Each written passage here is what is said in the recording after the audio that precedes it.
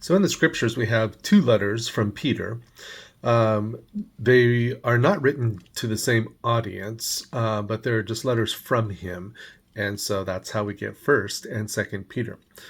This morning I read First Peter. It's 5 chapters. It's a short letter, but it's an encouraging one. And essentially, Peter is writing as an old man. Now towards the end of the book, he calls himself, he identifies himself as one of the elders um, of the church.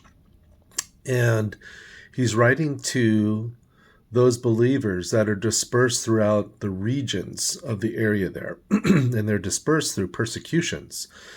And the book is all about suffering. And it's talking about essentially that, listen, I know that you are going through suffering, but you are sharing in the sufferings of Jesus.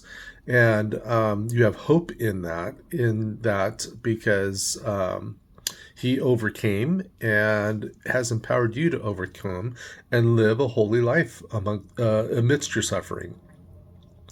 And so it's a very practical book. It's a good book. Like if you need instruction on not just how to suffer, but how to live an obedient and holy life in the midst of it, and how to encourage others to do the same, it's a good book. It's full of practical advice and rich insight from this elder saint, and the takeaway, I guess, that I get from this is that just like the early church, today, if you're a believer, and even just broadly, because this is more broadly speaking, right? He's talking to churches throughout several regions that these believers have been dispersed in and are being persecuted.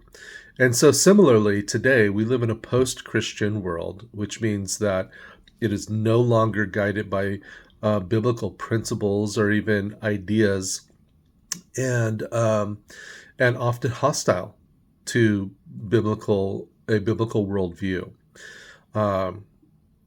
Just silly, crazy things like if you believe that there are two sexes, boys and girls, and that once you're born that way, you stay that way. Created by God and evidenced by science.